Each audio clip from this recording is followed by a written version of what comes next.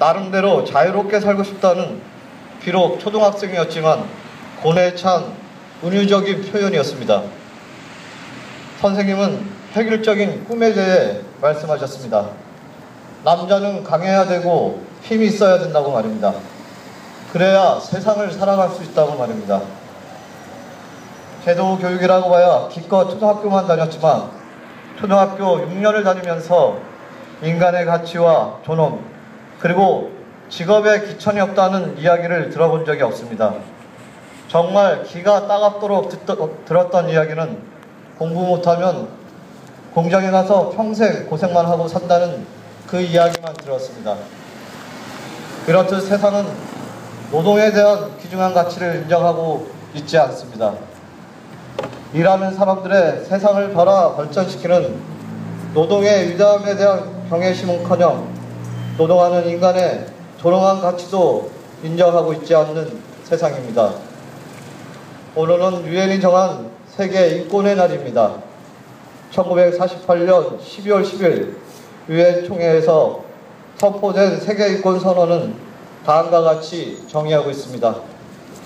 모든 인간은 태어날 때부터 자유롭고 존엄성과 권리에 있어서 평등하다. 놀랍게도 무려 반세기가 넘은 64년 전의 인권선언입니다. 하지만 우리의 현실은 오히려 반세기 이전에 비인간적이며 반인권적 상황에 처해져 있습니다. 정말이지 삶의 피곤함과 절망이 극에 달하고 있습니다. 지난 5년간 참으로 견딜 수 없는 시간들을 보내왔습니다. 세상 어딜 가나 마음 편하게 있을 만한 곳이 없습니다. 곳곳에서 우리네 삶이 자연이 강이 만신창이가 되어 고통에 신음하고 있습니다. 어렸을 때 꿈이 하나 있었습니다. 타임머신을 만들어 과거와 미래를 여행하고 싶었습니다. 놀랍게도 과거에 여행을 하고 있습니다. 마치 50년 전 아브라함 박정희 독재 시절로 돌아간 느낌입니다. 수많은 사람들의 고귀한 희생으로 이뤄낸 우리의 인권과 어렵사리 민주주의를 이뤄냈습니다. 하지만 안타깝게도 지난 5년간 우리의 인권과 민주주의가 서서히 질식을 당하며 죽어가고 있습니다. 예수님의 부활처럼 죽어가는 우리나라의 민주주의도 다시 부활하기를 간절히 바랄 뿐입니다. 저는 새누리당 박근혜 후보가 독재자의 딸이라는 이유만으로 반대하는 게 아닙니다. 독재자였던 아버지만큼이나 관계가 가득 차고 소름 돋는 독재적인 정치 행보 때문입니다. 박근혜 후보는 줄기차게 국민과의 소통과 통합을 이야기합니다.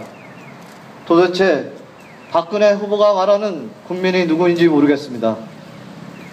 30m가 넘는 고압 송전 철탑 고공에서 55일째 농성 중인 울산의 현대자동차 비정규직 노동자들을 한 번도 내다보지 않았습니다. 그리고 21일째 평택에서 살려달라며 쌍차 국정조사 실시하라는 쌍용 자동차 해고 노동자들의 고통스러운 절규에 박근혜 후보는 대선 이후에 하겠다고 합니다. 이게 될 말입니까? 갈비뼈에 얼음이 맺힐 정도로 추위가 맺었습니다. 그 추위에 떨고 있는 노동자들을 살려야 되지 않겠습니까? 그런데 사람의 고귀한 생명을 두고 자기 앞가림만 챙기겠다는 자가 과연 국민이 눈에 들어오겠습니까? 자신의 이익을 위해서라면 국민 그리고 그깟 힘없고 가난한 노동자들쯤이라면 언제든지 내팽개칠 수 있는 사람이기에 참 두렵습니다. 노동자가 하늘이란 말은 노동자의 삶과 품격을 하늘처럼 높여달라는 말이지 고공의 위험으로 몰아내라는 이야기가 아닙니다. 저는 쌍용자동차 해고 노동자들을 하늘로 내몬 박근혜 후보를 찍지 않겠습니다. 여러분들도 저의 이런 뜻에 동참하시겠습니까? 네. 아니 동참하셔야 합니다. 만일 박근혜 후보가 대통령이 되면 우리 삶의 미래가 어떤지 상상하고 싶지는 않겠지만 지금 강정에서 고스란히 보여주고 있습니다.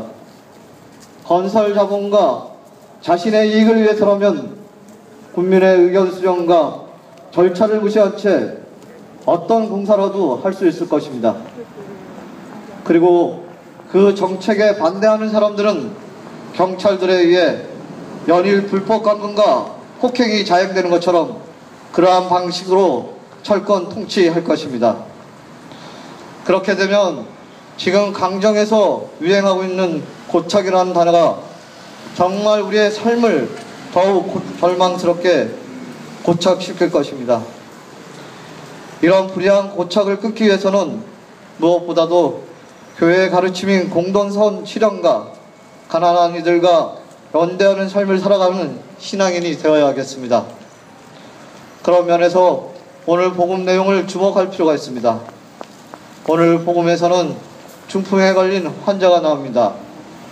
아마 모르긴 해도 중풍 걸린 환자는 병을 낫고 싶었지만 나을 수가 없었습니다. 아픈 몸으로는 도저히 혼자서 움직일 수 없는 처지였기 때문입니다. 그런데 병이 낫게 됩니다. 다름 아닌 아픈 자신을 몇몇 사람들이 함께 들고 예수님께로 갔기 때문입니다. 함께 해줄 수 있는 사람이 있었기 때문에 가능한 일이었습니다. 만일 아무도 중풍에 걸린 환자를 예수님께로 데려가지 않았다면 영영 고칠 길이 없었을 것입니다. 이처럼 함께 한다는 건 바로 가난한 이들과 함께 했던 예수님의 연민이며 연대였습니다.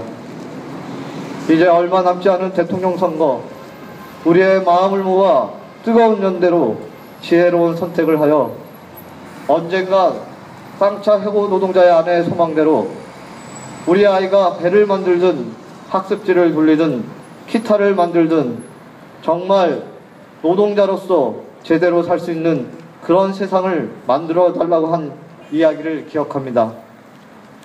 희망 가득 차고 노동자가 존중받는 세상, 나아가서는 인간답게 살 수 있는 세상을 위해 우리 모두 한 분도 빠짐없이 19일 날 투표해 주시기를 간곡하게 부탁드립니다. 아멘. 아멘.